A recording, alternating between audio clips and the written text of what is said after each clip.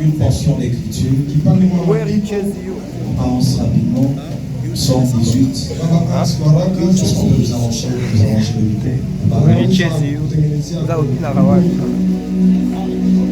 Psaume chapitre 18. Juste le 4e verset.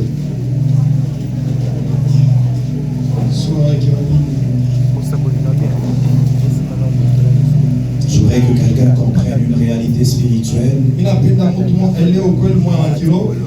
On peut y aller. Psaume 18, le 4e verset. Il est écrit, je m'écris. Je m'écris. Loué soit l'Éternel. Loué soit l'Éternel. Et je suis délivré de mes ennemis. Et je suis délivré de mes ennemis. La Bible dit, je m'écris, loué soit l'Éternel. Et une délivrance m'est accordée. Parce qu'il y a une réalité spirituelle attachée à la louange. Quand tu loues l'Éternel, il t'accorde la délivrance. Il te délivre de tes ennemis. Il dit, je m'écris seulement. Loué soit l'Éternel. Et je suis délivré. Que l'Éternel accorde la délivrance à quelqu'un. Par sa louange de ce matin. Que l'Éternel t'accorde la délivrance. Le temps que tu es en train de louer, d'acclamer le Seigneur.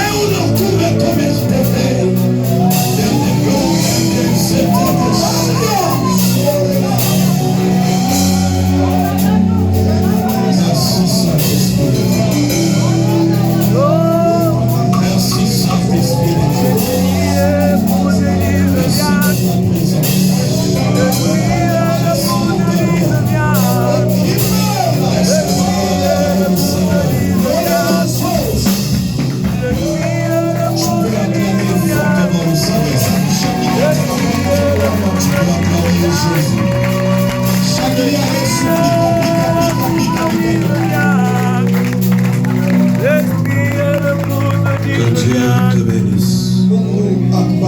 Je disais que Dieu te bénisse. Salue ton voisin de gauche et de droite.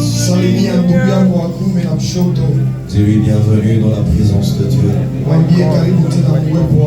Alors nous sommes en train de continuer avec le message. Le message attaché au combat spirituel. Et je crois que le Seigneur sera en train de nous amener à comprendre des réalités spirituelles.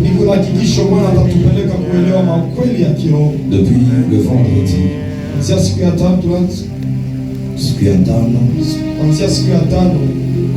nous avons commencé à enseigner sur le combat spirituel. Dire à ton voisin, le combat spirituel est une réalité. Dis-le bien, le combat spirituel est une réalité. Alors je vais lire une portion d'écriture. Le temps que je suis en train de proposer d'autres écritures, on va lire dans le livre de Matthieu chapitre 12, de 22 à 29. Il y a la sœur Julia qui est là, il y a le frère Hans qui est là. Matthieu chapitre 12, on commence au verset 22 jusqu'à 29. De Rois chapitre 6, de 11 à 17. Et Jean chapitre 18, de 28 à 37. Et je serai en train de lire le livre de 2 Corinthiens. 2 Corinthiens, chapitre 2. Commencer au 10e verset. Tu peux te lever pour honorer la parole de Dieu. Dis à ton voisin, lève-toi et honore la parole de Dieu.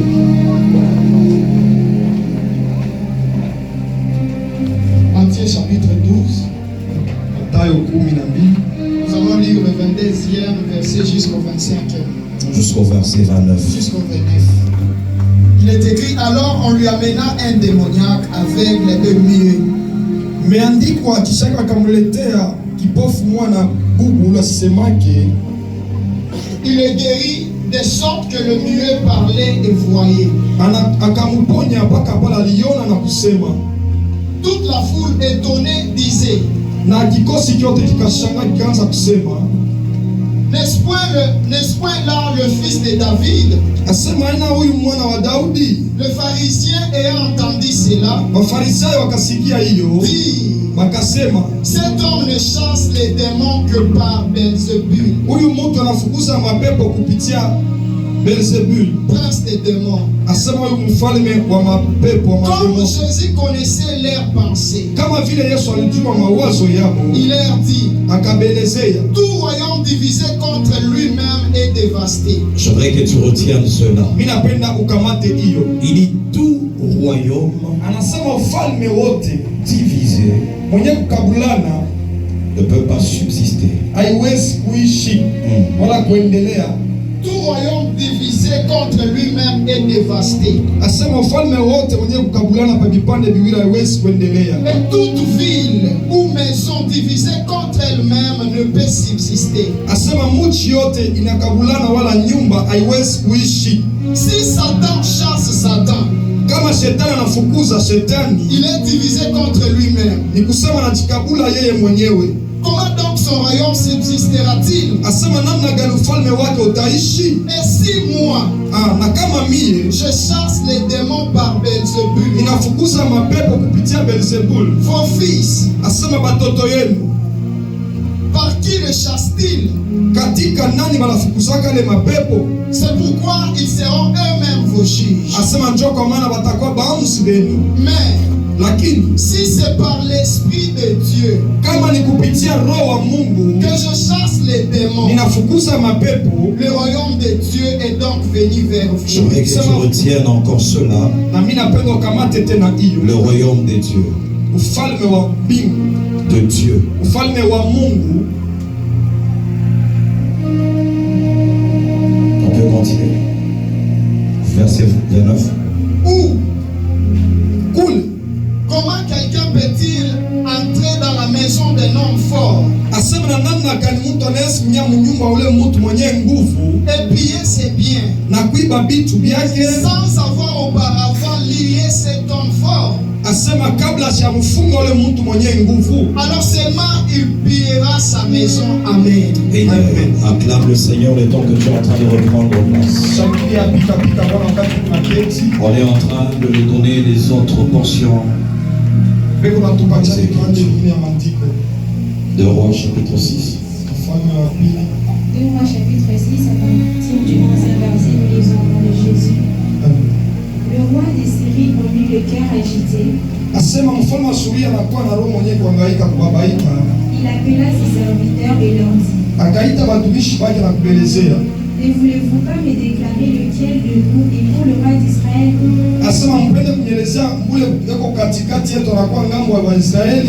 L'un de ses serviteurs répondit: personne. Oh mon roi, mon Seigneur. Mais Élisée le prophète, qui est en Israël, rapporte au roi d'Israël les paroles que tu prononces dans ta chambre à coucher.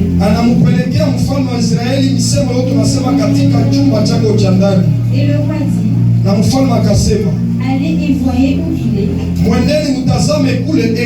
et je le ferai prendre. On vint lui dire: voici, il est à Dothan. Il y envoya des chevaux, des chars et une forte troupe qui arrivèrent de nuit et qui enveloppèrent la ville.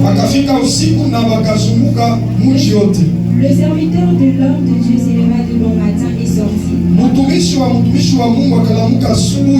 Et voici, une troupe entourait la ville avec des chevaux et des chars. Le serviteur dit à l'homme de Dieu: ah, mon Seigneur, comment ferons-nous? Il répondit: ne crains point, car ceux qui sont avec nous sont plus grand nombre que ceux qui sont avec eux. Élisa pria et dit: Éternel, ouvre ses yeux pour qu'il voie. Et l'Éternel ouvrit les yeux du serviteur. Il vit la montagne pleine des chevaux et des chars autour d'Élysée. Les Syriens descendirent vers Élysée. Merci, on peut s'arrêter là. Est-ce qu'on peut acclamer le Seigneur?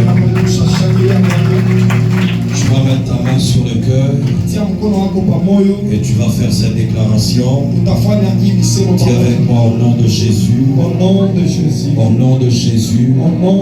Ce matin, Père, je prie que tu ouvres les yeux de mon esprit, afin que je voie les réalités spirituelles. Ouvre les yeux de mon esprit, afin que je voie ce qui se passe dans le monde spirituel. Au nom de Jésus-Christ. Acclame fortement pour cette prière. Jean chapitre 18.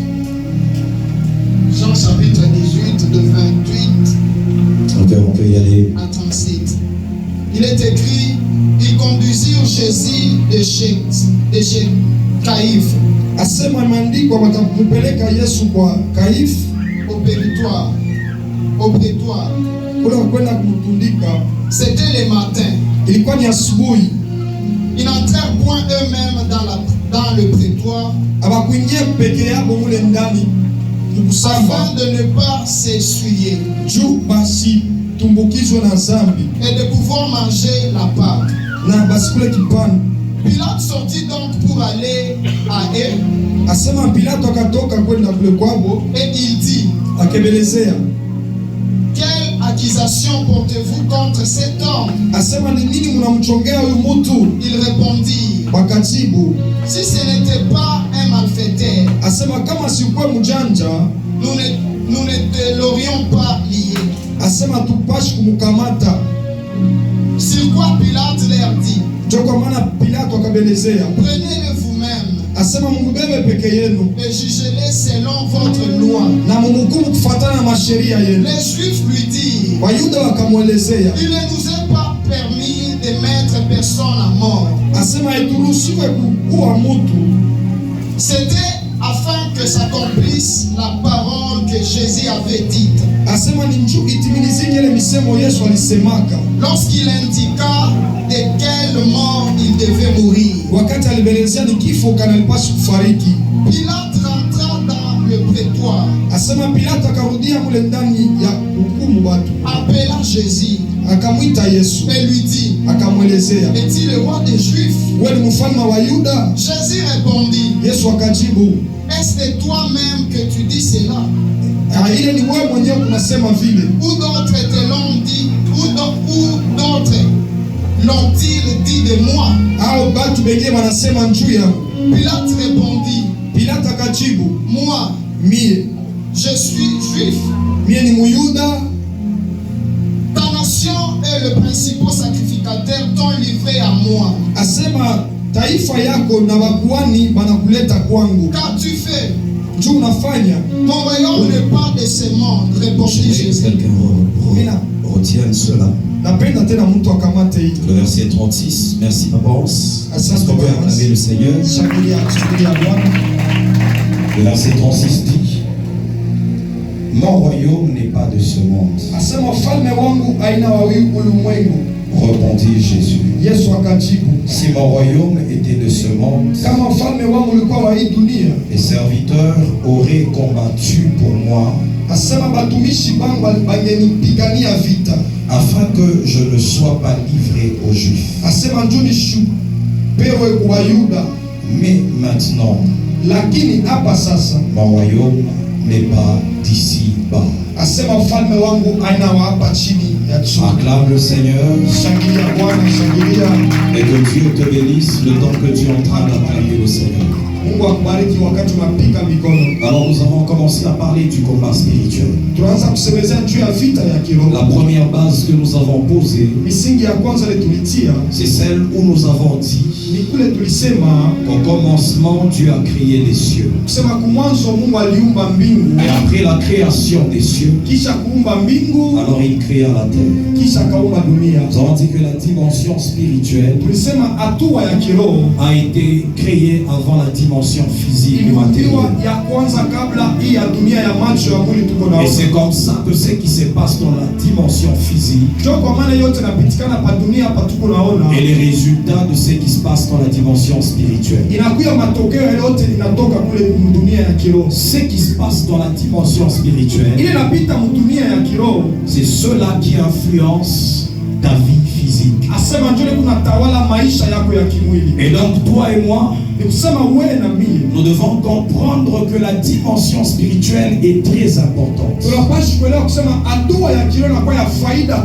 Et c'est à cette dimension spirituelle que se passe ce qu'on appelle le combat spirituel. Nous avons dit que le combat spirituel est une opposition, un affrontement. C'est une guerre qui se passe à la dimension de l'esprit, dans le monde spirituel. Et nous avons dit que cette guerre est là pour conséquence, ou encore elle produit des résultats dans le domaine matériel.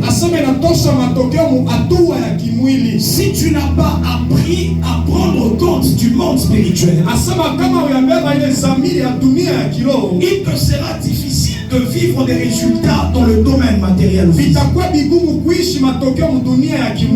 encore, tu seras en train de vivre la conséquence de ceux qui influencent le monde spirituel à ta place. Ce sont ceux qui dominent dans la dimension spirituelle, qui influencent le monde physique. Ce sont ceux qui ont appris à travailler dans la dimension spirituelle, qui produisent des résultats dans le monde physique. Le problème avec toi, c'est que tu veux produire les résultats dans le monde physique, shida yako unapenda kutoa matunda mudunia ya kimwili sans travailler dans le monde spirituel. kabla ya kutumika mudunia ya Nous kiroho. avons parlé de Dieu qui est esprit. Tulisema juu ya Mungu yeye ni roho. Et Dieu a commencé à créer à partir de la dimension Na spirituelle. Mungu akaanza kuumba kuanzia mwatua ya kiroho. Mais il était au-dessus de tous les cieux. Na alikuwa juu ya mbingu Et yote. il a commencé à produire tout ce que nous voyons dans la dimension physique et même ce qui n'est pas physique. Na kaanza kutoa vyote tunaona na macho na bila tuone na macho. Il faut être à une dimension élevée Inapendeza kuwa mwatua moja ya juu de la dimension physique. au maya. Une dimension élevée au-delà de la dimension physique. Inapendeza au mwatua ya juu kabisa kupitia ya hatua ya kimwili. Afin de produire les résultats dans la dimension physique. Sio kuweza kutoa matunda mwatua ya kimwili. On est ensemble. Eti tuko pamoja. C'est si tu es physique Kama uko kimwili et tu veux agir dans la dimension physique, unapenda kutumika kimwili, tu ne peux pas influencer cette dimension-là. hautaweza kutawala ile hatua. Il faudrait que tu sois au-delà de la dimension physique. Inapendeza utoke wala ukuwe juu ya hatua ya Et tu kimwili, sois dans la dimension spirituelle. ukuwe muna mudunia ya kiroho, Et là, tu peux influencer le physique ou le matériel. na pale unaweza kutawala ya kimwili yote. Acclame le Seigneur si on est en train de Shangilia, chanter. shangilia, pika pika kama tuko napanda pamoja. Alléluia. Amen. Alléluia. Amen.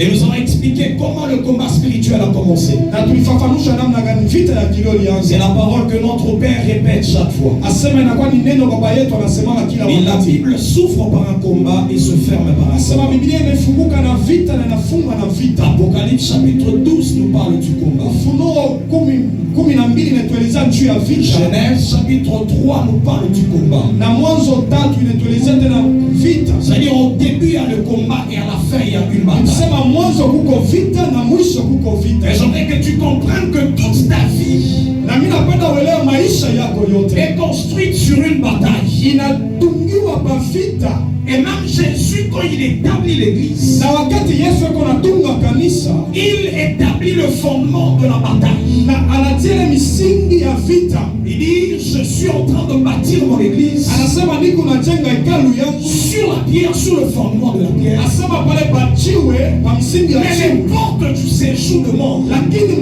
milango ya tezi ne peuvent pas prévaloir sur l'église. haiwezi kutawala pa hekalu Et yangu. déjà le début de l'église, c'est un combat. Nikisema mwanzo wa hekalu ni vita, Et ça, on appelle ça le combat de l'église. na hii wanaita vita hekalu. Et toi et moi, nous sommes l'église de Jésus. Sema wewe na mie tuko hekalu ya Bwana Et Yesu. déjà étant établis sur la terre, Nikisema tupale tulitiliwa pa dunia, nous sommes dans une bataille. tuko katika vita. Mais cette bataille se passe à une dimension spirituelle, Na ile vita inapitikana mu hatua moja ya kiroho. qui n'est pas une dimension charnelle ou physique. Aina ile ya kimwili wala tunaona na macho. Dis à ton voisin, le combat n'est pas physique. Le combat n'est pas physique. Bouge ton voisin, dis-lui, le combat n'est pas physique. Umwambia kwamba vita na ya kimwili. Acclame le Seigneur si tu es là. Shangilia Bwana kama tuko pamoja.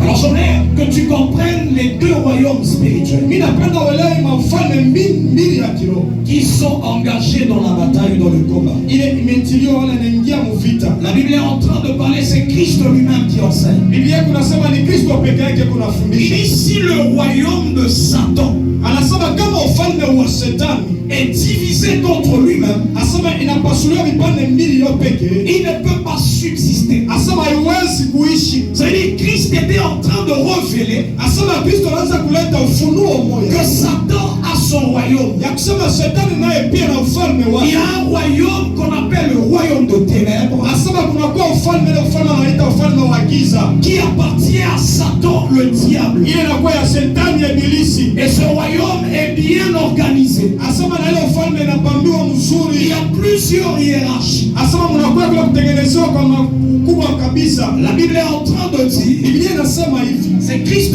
toujours qui est en train de parler avec les pharisiens. Asema ni Kristo kunasema na Wafarisayo. Ils disent que non, il est en train de chasser les démons. Asema wakati nafukuza mapepo, Il le chasse par Belzéboul, asema eko naifukusha kupitia ile pepo mkubwa wa Beelzebul, qui est le prince des démons. ule anakuwa mfalme wa Ça mandemo. veut dire que dans le temps, on connaissait la réalité, Kusema zamani walichuaka ukweli, attachée même à l'organisation du royaume de Satan. asema inambatana kumatengenezo ya ufalme ya Shetani.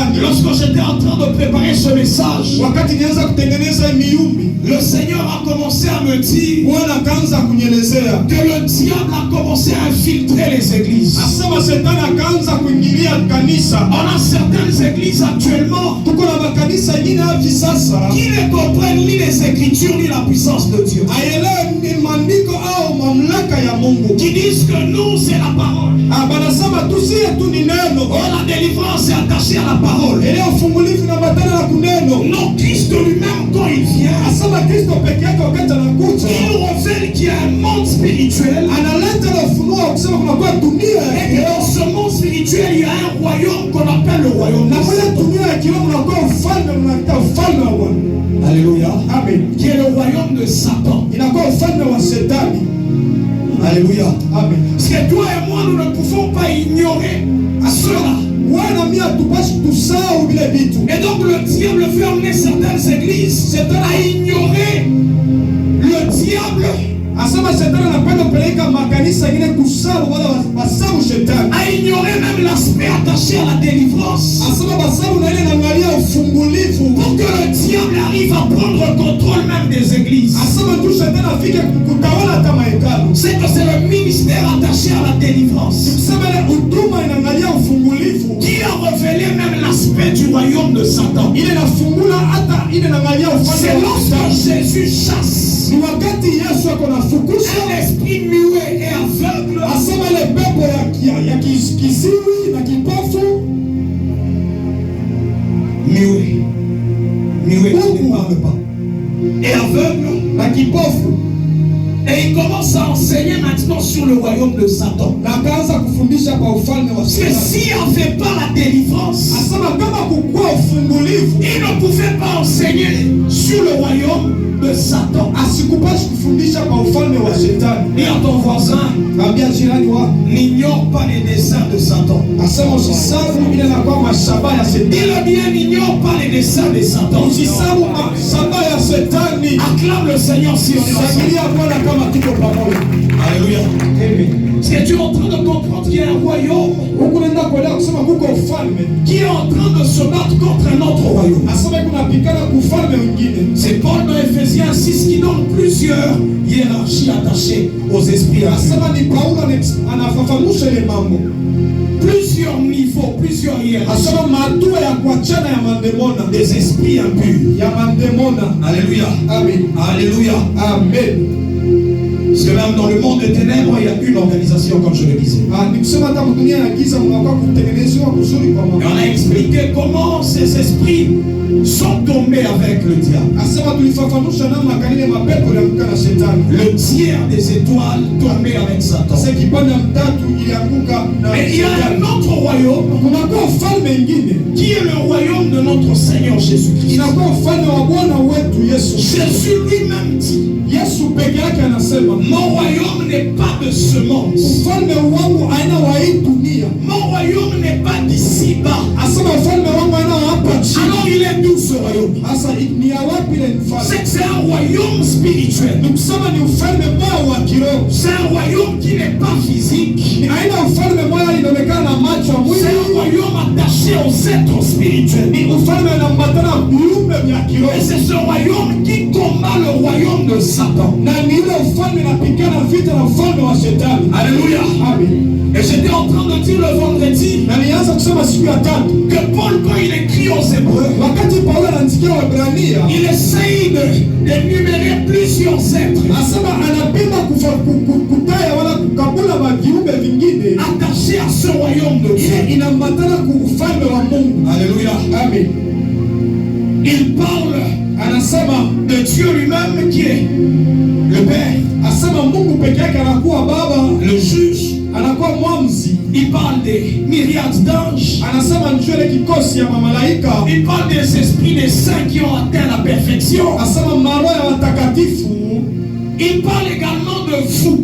Anasema nchuye. Il dit vous vous êtes approchés de Dieu. Asema Mungu ni mchofa ya Mungu. Vous êtes approchés de la montagne de de Dieu,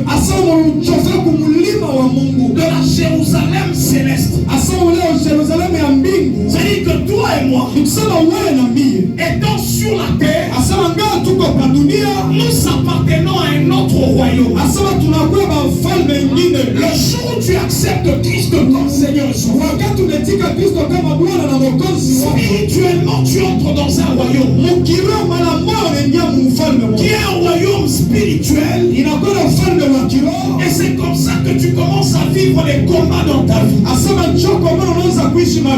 Le combat que tu vis, c'est d'abord parce que tu appartiens au royaume de la lumière, au royaume de notre Seigneur Jésus.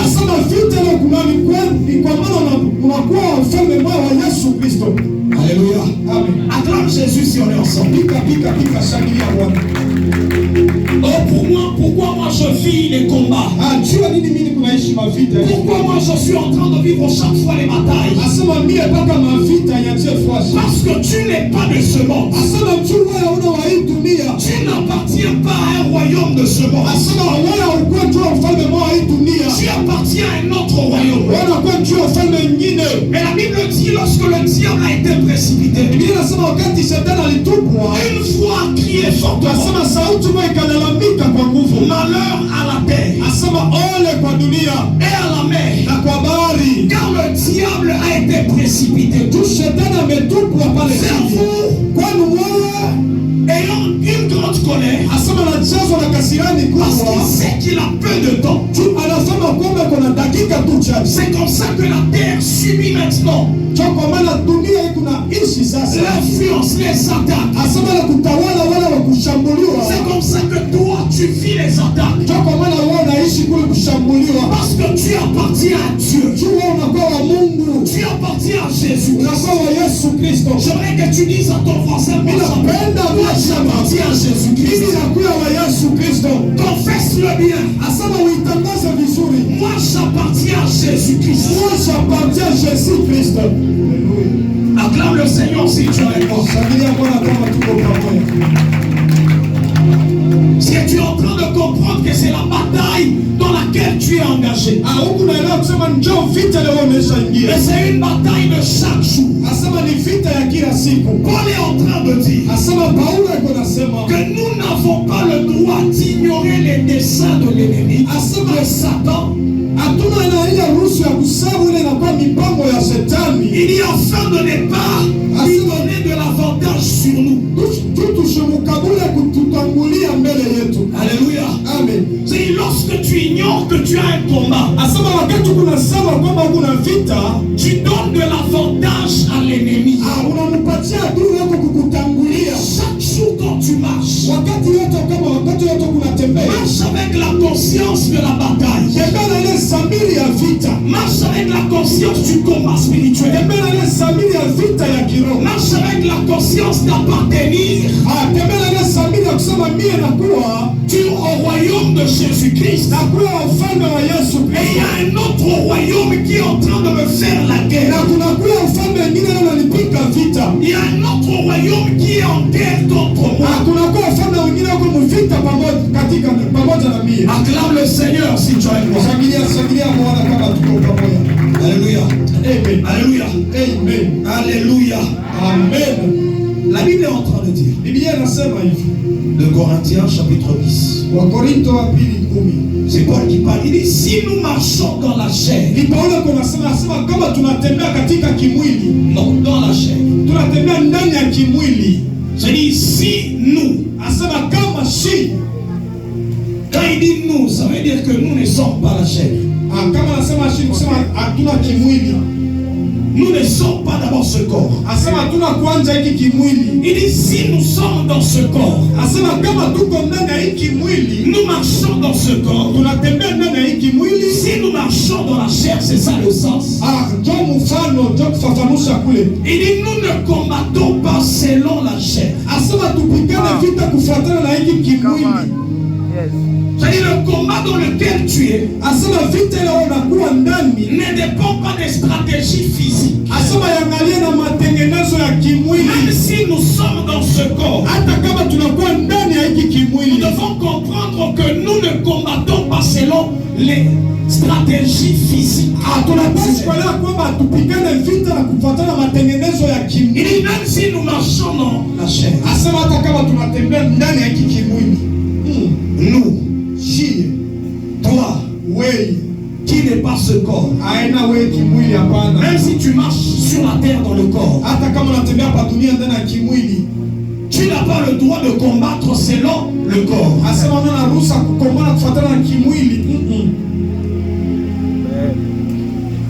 Une femme parle avec papa Daniel Mboye. Et oh papa, révélez-moi qui est en train de nous faire souffrir dans la famille. Oh, on m'a dit par un prophète, je dois aller parler avec cette personne. Le prophète Daniel lui dit, ça va changer quoi? Quand le sorcier là, il vient t'étrangler, il vient avec son corps physique. Il vient avec son corps physique menacé. En tout cas, on m'a stationné la nuit. On m'a stationné.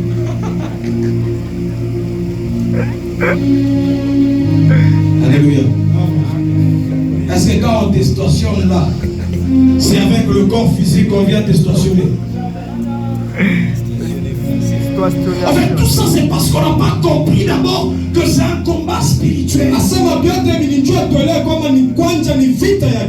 C'est comme ça qu'on veut attaquer les hommes physiques.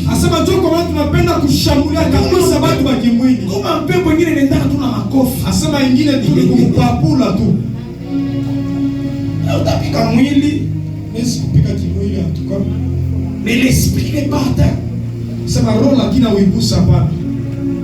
C'est comme ça que tu dois d'abord comprendre qu'il y a des réalités spirituelles. Que le combat se passe à la dimension spirituelle. La maladie que tu vois n'est que les résultats de ce qui se passe dans le monde spirituel. Le chômage que tu vois, ce n'est que les résultats de ce qui se passe dans le monde spirituel. En fait, le problème du diable, ce n'est même pas d'abord ton travail. Non. Le problème du diable, c'est que tu abandonnes la foi. Que tu quittes le royaume. C'est ça le premier combat.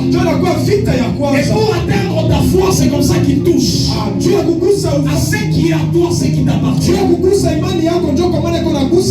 Il touche à ton mariage, il touche à tes enfants, il touche à ton travail. En fait, il veut que tu abandonnes la foi. C'est là que Christ dit à Pierre, le diable t'a réclamé. Et j'ai prié pour toi afin que ta foi ne tombe pas. Alléluia. Amen. Alléluia. C'est quand tu t'absentes là, quand tu commences à te dire non, Jésus n'existe pas. Ça, ce sont des histoires. Quand il est content, il est très heureux jusqu'à ce qu'il va abandonner la foi. Alléluia. Dis à ton voisin, quand tu t'absentes là, tu restes à la maison. Parce que tu n'as pas l'argent, tu n'as pas du travail, tu es malade. Il est content parce que tu abandonnes la foi. C'est que la pauvreté que tu vis, c'est une attaque à ta foi. Et quand tu comprends, tu dois le défier. Que ce n'est pas le transport. C'est comme ça que tu commences à comprendre que le combat est spirituel.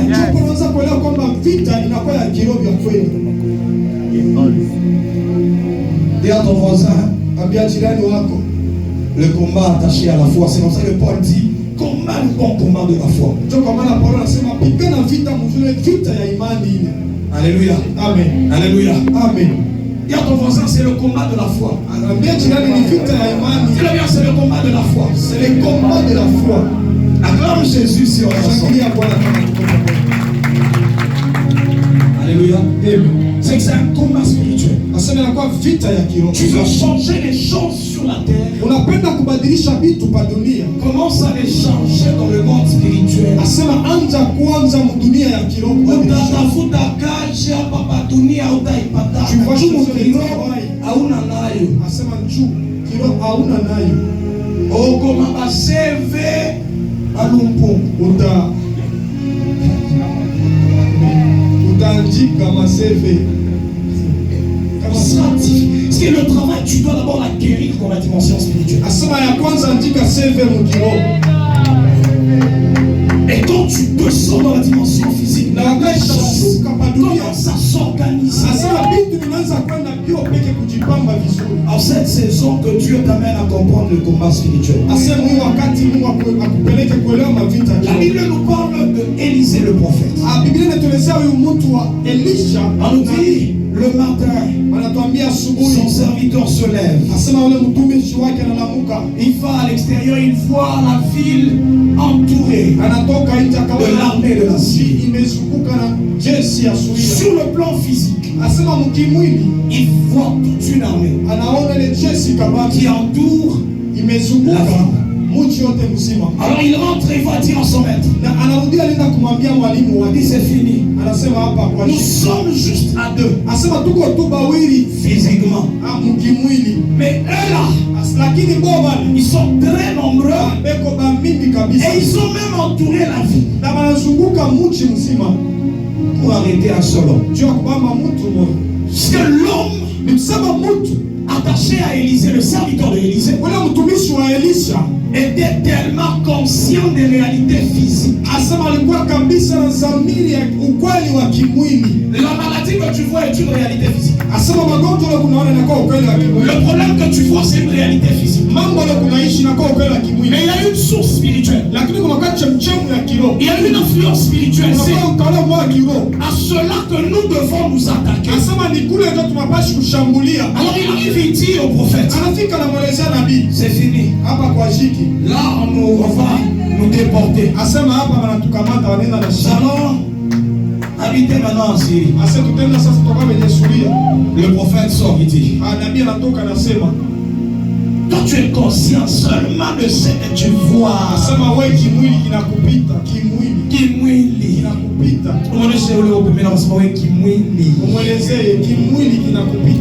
Dis-le bien kimwili. Ce message c'est pour revolter quelqu'un sur la scène. Que quelqu'un devienne spirituel. Que quelqu'un comprenne la spiritualité et l'aspect spirituel des choses. Paul dit ceci. C'est par la foi que nous reconnaissons que les choses que nous voyons n'ont pas été tirées des choses visibles.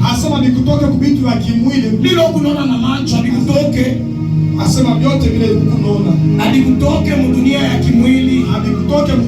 kimwili. C'est ce que Paul dit. J'ai dit ça, c'est qu'il y a un autre monde. C'est de là que les choses ont été tirées. C'est de là que les choses ont été tirées. Et nous arrivons, nous pensons que la terre, elle a seulement une dimension physique. Non. Elle a une origine spirituelle. C'est comme ça que tu peux parler à la terre comme une entité. Parce que la terre a son esprit.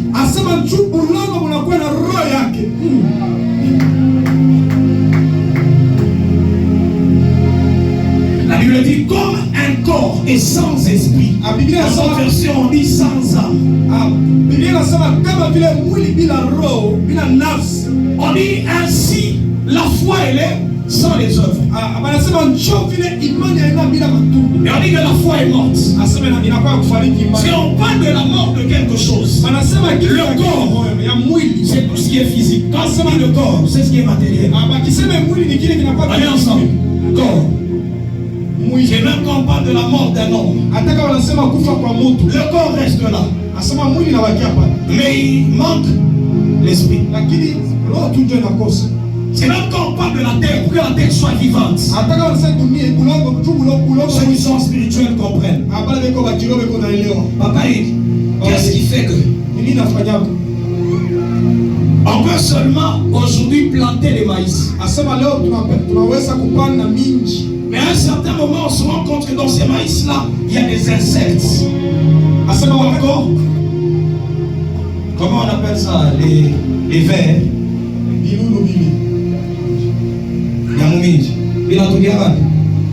Tout vient ces insectes-là. Ça provient d'où? Ils vivent ou ils ne vivent pas? Ils ont quelle vie? Cette vie-là, elle provient d'où? Ok.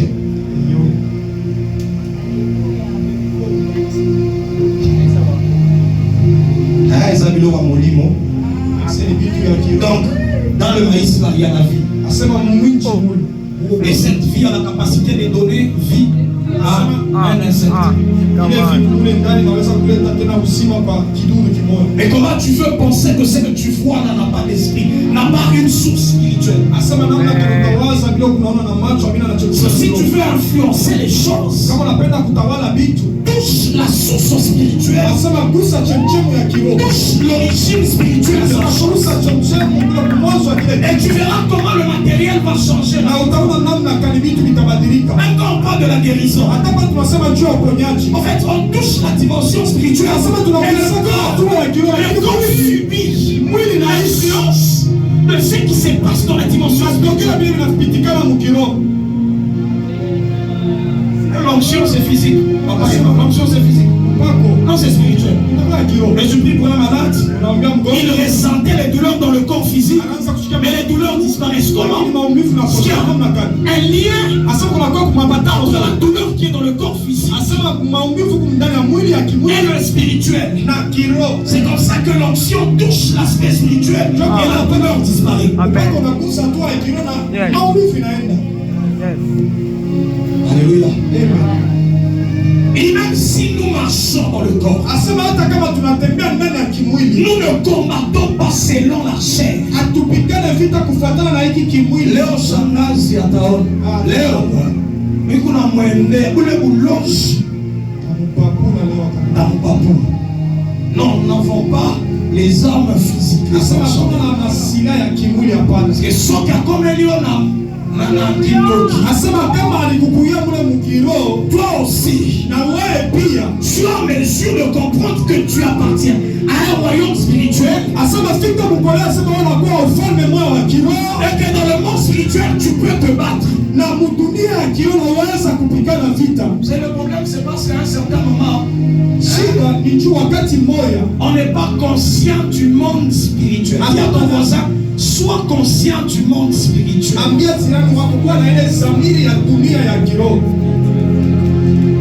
Nous là, qui avons grandi dans les familles où la spiritualité était ouverte,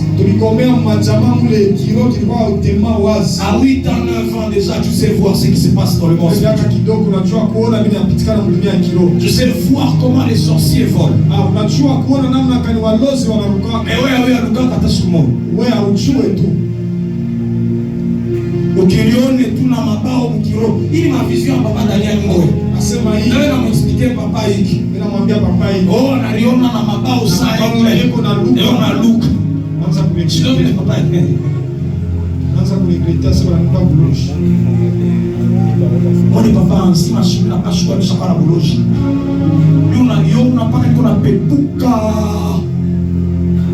na Luka mbaya sana tena mbio na upungwa.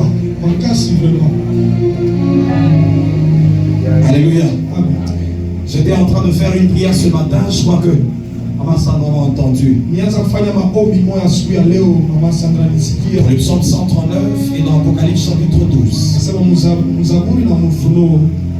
La Bible est en train de parler. C'est David. Il dit si je prends les ailes pour aller habiter aux extrémités de la terre. Là aussi ta main et conduira ta droite de ses yeux. Dans le livre d'Apocalypse, on parle de la femme. On dit les deux ailes du grand aigle furent données à la femme afin qu'elle volant vers le désert. Vous pensez que quand un homme de Dieu se retrouve chez toi à la maison et puis il te dit avec les détails, je vois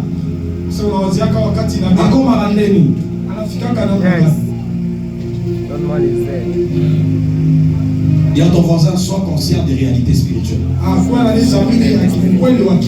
Ça y est, à un certain moment, je donne un témoignage même à la maison. Papa Sylvain, il savait. Il peut aller avec le véhicule, il arrive. Je me donne même les détails. Tu étais à tel endroit. Tu as pris telle personne qui était habillée de telle manière.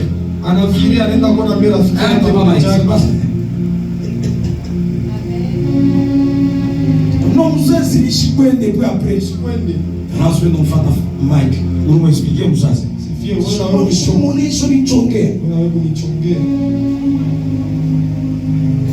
Mais quand tu comprends qu'il y a un monde spirituel, tu peux contrôler ce qui se passe dans la dimension. C'est comme on a là comme on dunia qui on a ça tawala ndio tunapitika na mkimwili. Je donne un exemple. Inaleta mfano mmoja.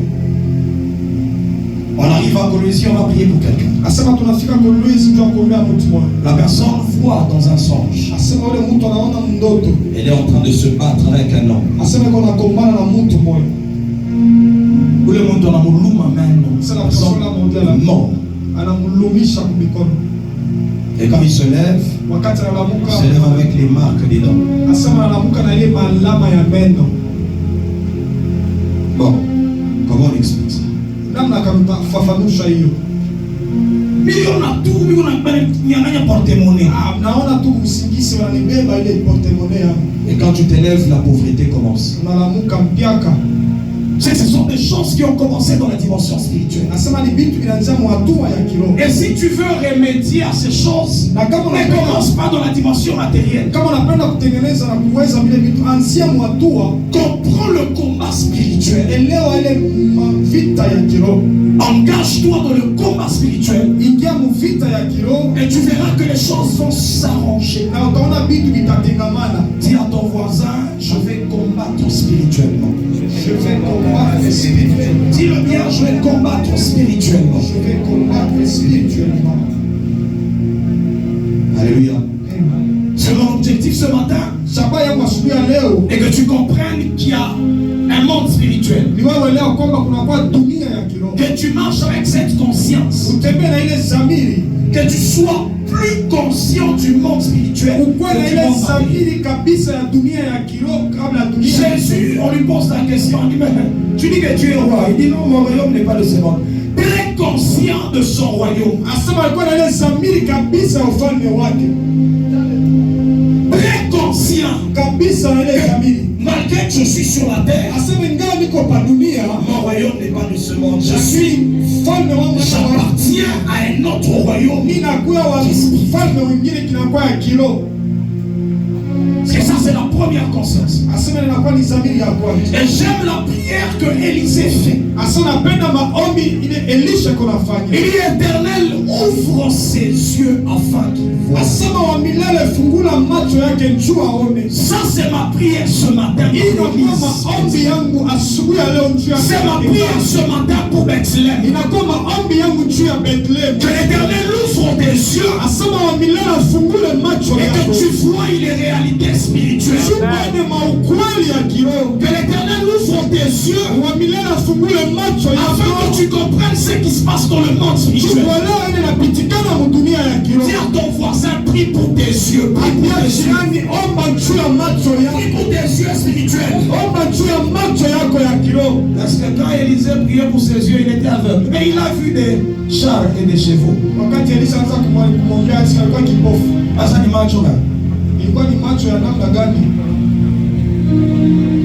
Alléluia. C'est lorsqu'on comprend le combat spirituel. J'ai dit l'avantage que nous avons quand les yeux sont ouverts. Et l'ennemi ne peut pas te surprendre. C'est comme ça que dans la stratégie du combat, il y a ce qu'on appelle la tour de garde. Et on place des sentinelles qui est l'image des prophètes, qui est l'image de ceux qui voient dans le monde spirituel. Des hommes qui peuvent capter les réalités spirituelles et signaler à toute l'armée pour que l'armée avance dans la bataille. Et à ton voisin, ça, c'est l'avantage du prophétique dans le combat. Comment tu veux te battre sans voir? Parce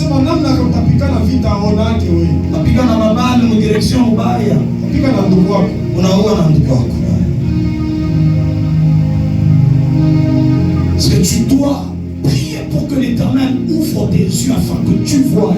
C'est là que Paul prie dans l'église, à l'église d'Éphèse. Il dit, je suis en train de prier pour vous. Que le Dieu de notre Seigneur Jésus-Christ, le Père des gloires, nous donne un esprit de sagesse et de révélation.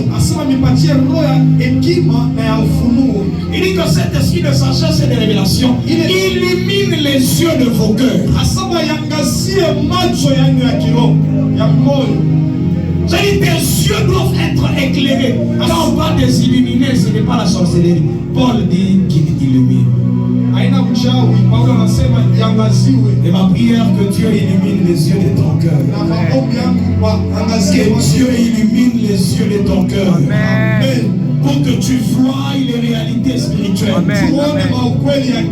C'est là que j'aime quand je prie avec maman Mwaka et papa Amsine. Ces gens m'ont emmené à une dimension autre de la prière. À un certain moment, je ne prie plus par la foi.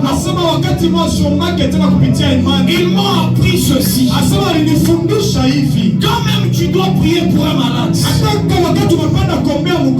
tu dois avoir une orientation sur comment cette maladie doit être guérie. Tu dois avoir la révélation de savoir comment je peux atteindre la guérison dans la vie de cette personne. Quand on prie pour quelqu'un, il vient, il te demande qu'est-ce que Dieu a dit pour ce cas.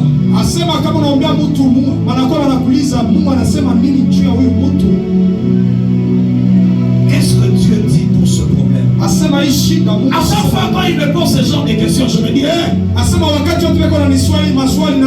je dois entrer dans le monde spirituel, prendre les stratégies spirituelles et les ramener sur la terre, comprendre comment le diable a agi, comment le diable a lié cette personne, afin d'arriver à sortir cette personne de la prison. C'est quand tu pries, ne t'arrête pas jusqu'à ce que tu sors avec une révélation.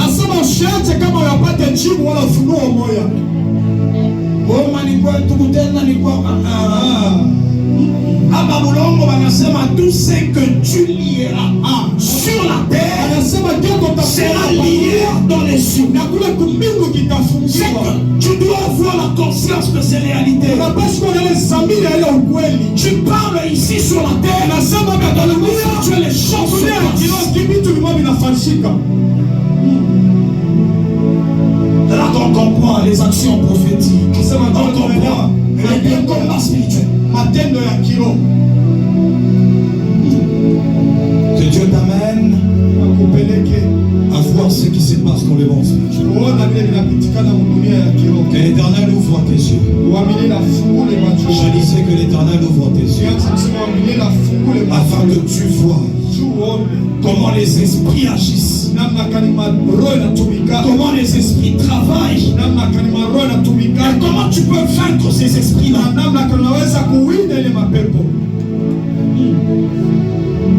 Alléluia. Amen. Alléluia. Amen. Parce qu'à chaque fois stratégies de Dieu pour la victoire sur la terre.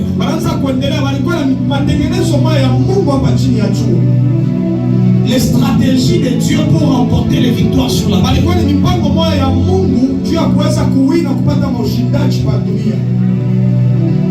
Alléluia.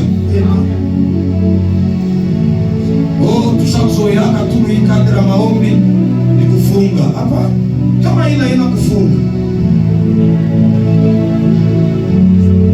Dis à ton voisin, qu'est-ce qui se passe dans le monde spirituel sur ta vie?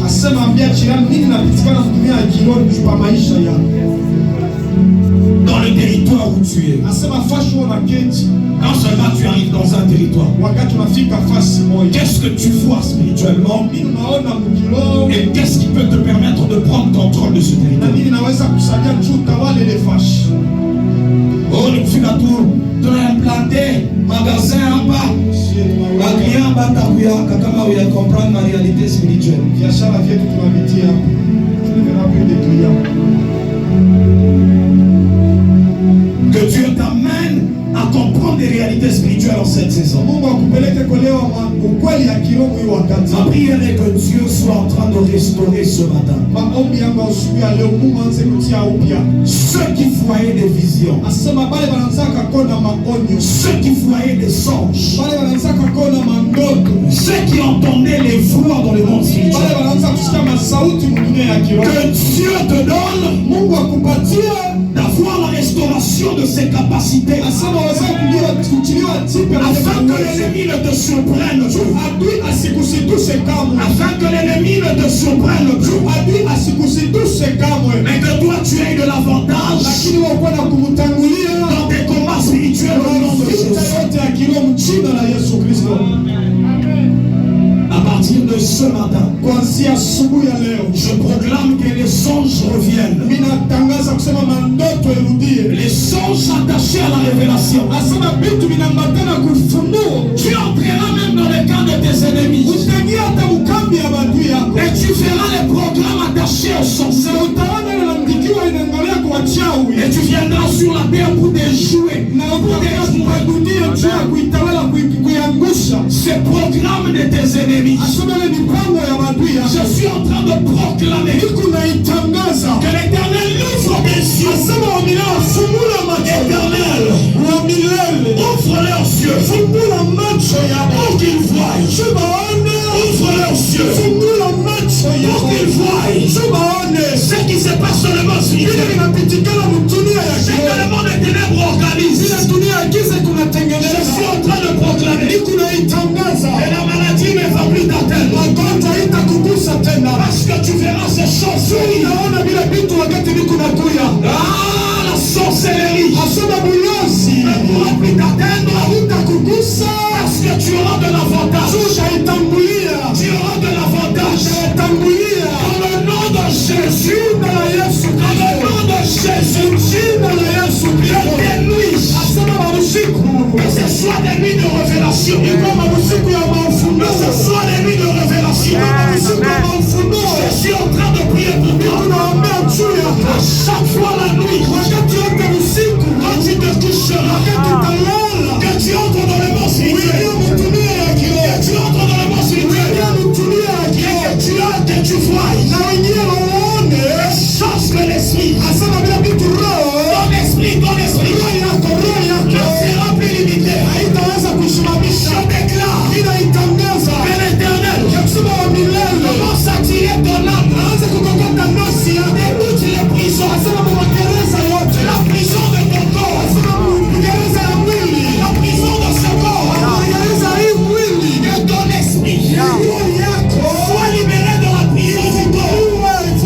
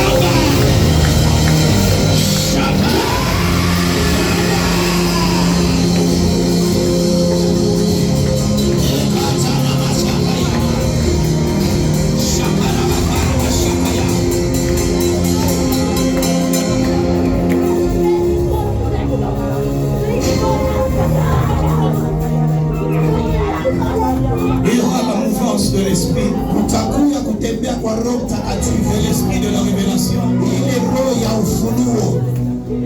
Maintenant, les autres vont avoir les visions. Pengine pia leo unapokea.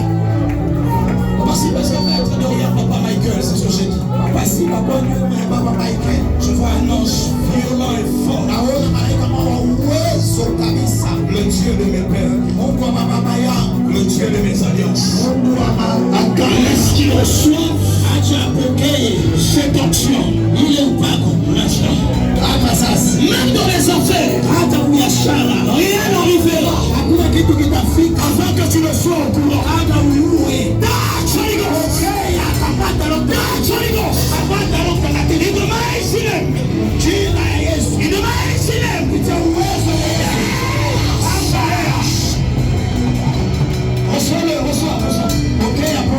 Reçois. Pokea. Que tout ton corps, Mwili yako yote le ressente maintenant. ishikie hapa sasa. Est-ce que tu peux commencer à recevoir la joie? Kwanza kupokea pale wiko. Ne regarde pas ton voisin, mais Hapana kuangalia jirani wako. un prophète que Dieu élève. Nabii ule Mungu analamusha. Un prophète que Dieu élève. Nabii ule Mungu analamusha. Un prophète que Dieu élève. Nabii ule Mungu analamusha. Dans cette génération. Hii wakati nasema hata esprit. Roho ya Monte, panda. monte, Panda. monte, Panda. monte, Panda. monte, Panda. monte, Panda. monte, Panda. monte, Panda. monte, Panda. monte, Panda. monte, Panda. monte, Panda. monte, Panda. monte, Panda. monte, Panda. monte, Panda. Haya madena Hosea. Ikaturusha uzaura makaya. Shaika. Shakaya. Sukayata. Tu verras des choses Utaona vitu. dans le monde des esprits. Dunia ya kiroho. Tu verras. Unaona.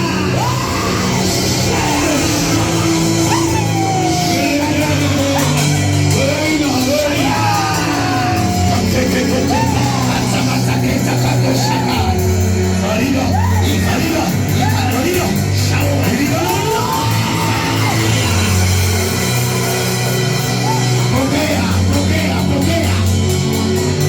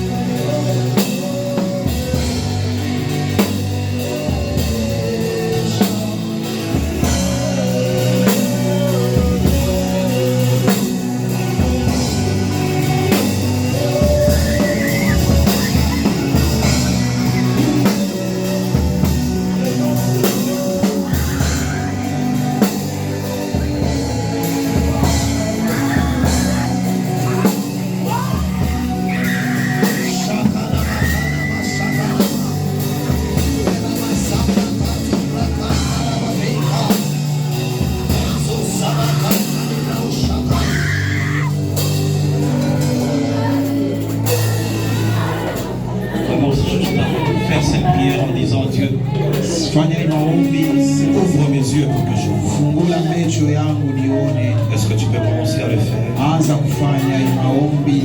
Ouvre mes yeux pour que je vois. Sema fungula macho yangu nione. Dieu est bon encore.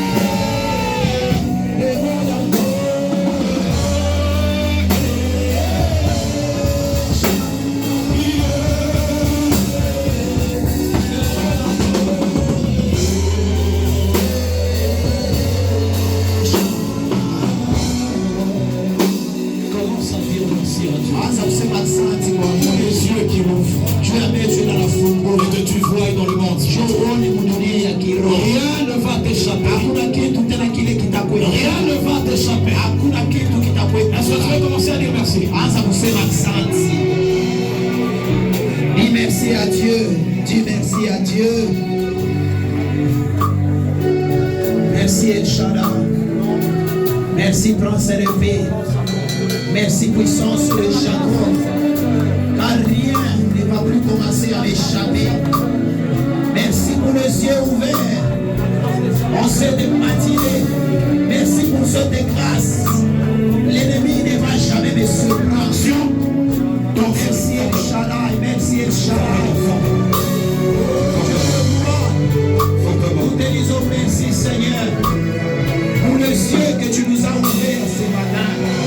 Nous te disons merci, El Shaddai, pour l'onction que tu as déployée. Oh, Shama, merci.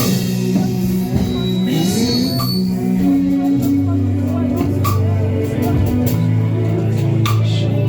Continue à dire merci à Dieu. Sur la chaise.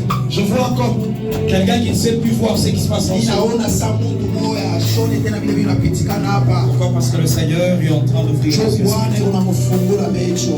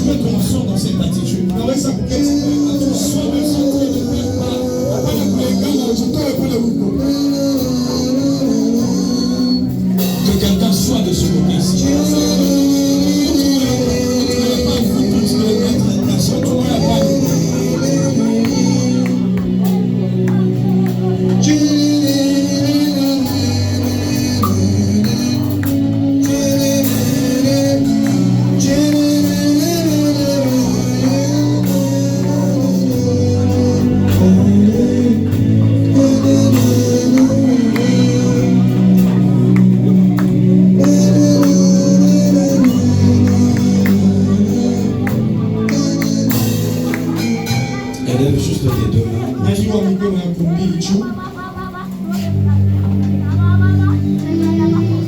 Merci le Dieu de mes pères. Asante Mungu wa wazazi. Merci éternel. Asante wa milele.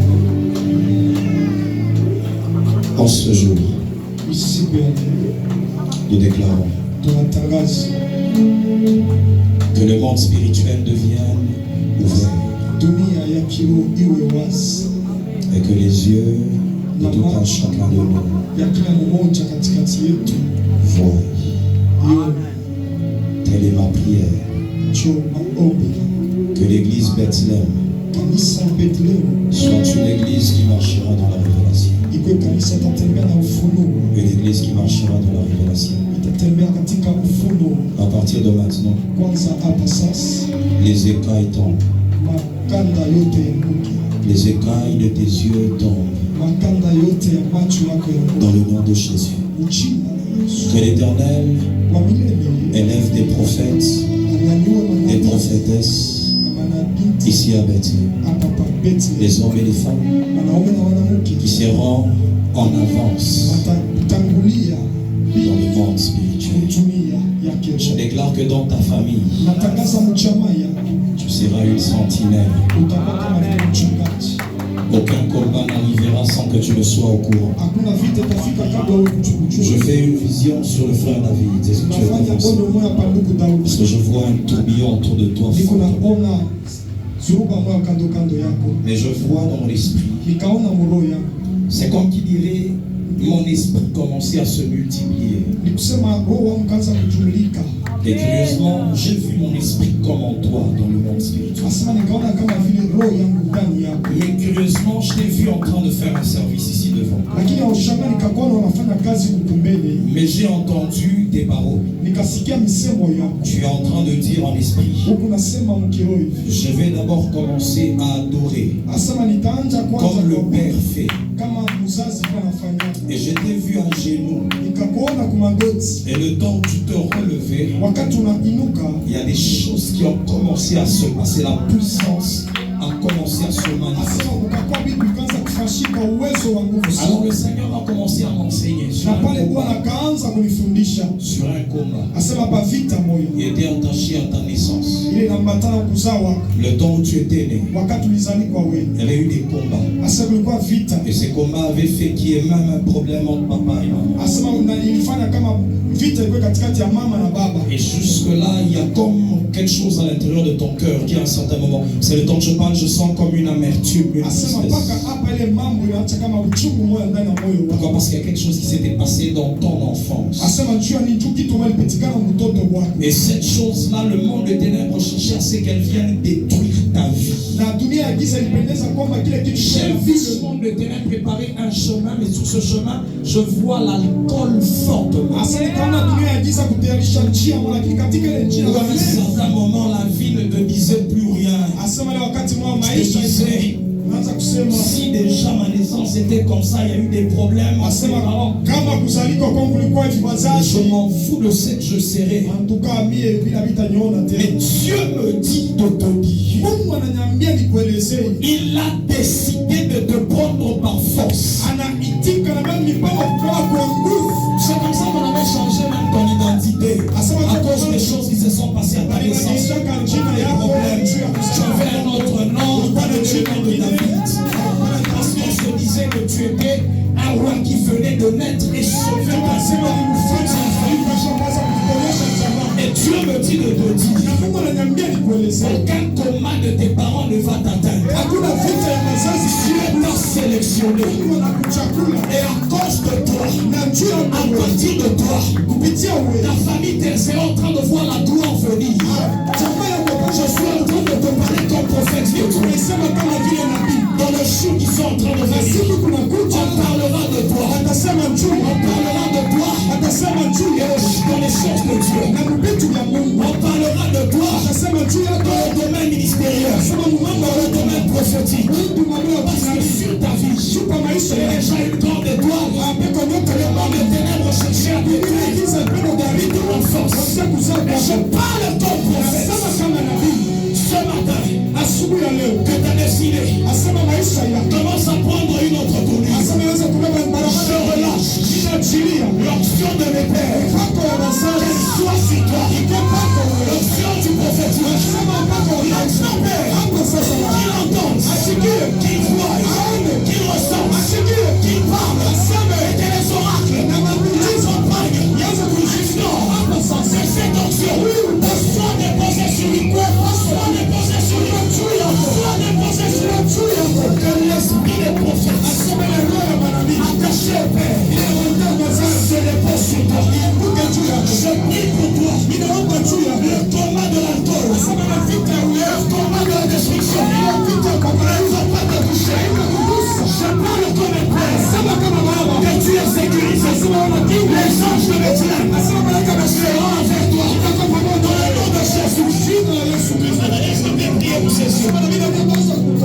Je vois une vision. Je suis papa Michael. Je me retrouve comme à l'endroit où il y a votre activité. Mais je vois, on m'amène comme dans le temps passé. Il y avait une bourse à cet endroit. Et je vois curieusement dans cette bourse, il y avait comme des bandits. Et curieusement, ils avaient tué quelqu'un là.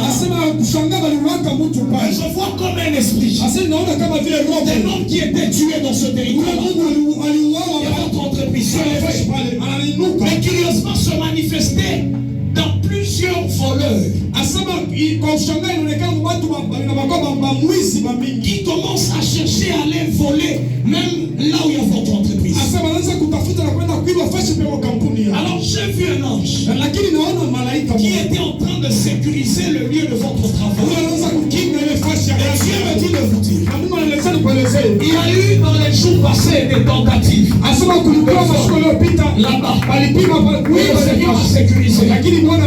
C'est comme ça que le Seigneur me dit de vous dire, même si vous avez vécu une petite saison de perte, elle est en train de s'arrêter. De la même manière que tu as sécurisé votre travail, Dieu décide de se lever dans vos entreprises. Je vous parle comme prophète. Et Dieu décide de commencer à vous révéler des choses avant de faire chaque pas, avant de faire chaque mouvement. Le Seigneur sera en train de t'amener dans la révélation. Et tu seras en train de voir les choses. S'il y a une perte, tu verras. S'il y a le vol, tu verras. Je parle à l'église Bethléem. Que Dieu te révèle même dans les affaires. Tu n'auras plus de perte. Parce que Dieu sera en train de te révéler les choses. Dieu sera en train de te révéler les choses. Ainsi me parle l'Éternel. Vous allez vivre une saison de restauration. Parce que Dieu a libéré les anges. Dieu a libéré les anges. Est-ce que tu peux acclamer le Seigneur?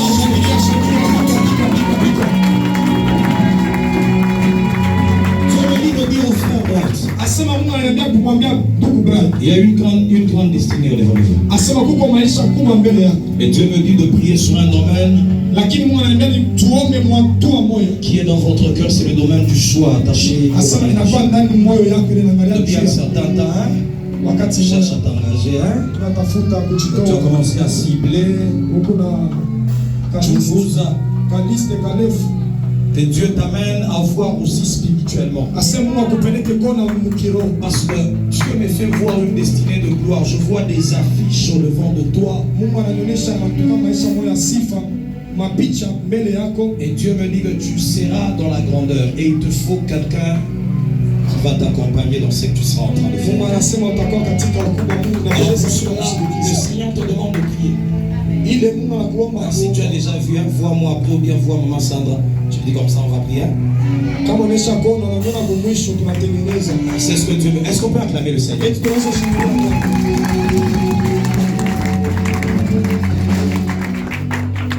Prends tes offrandes.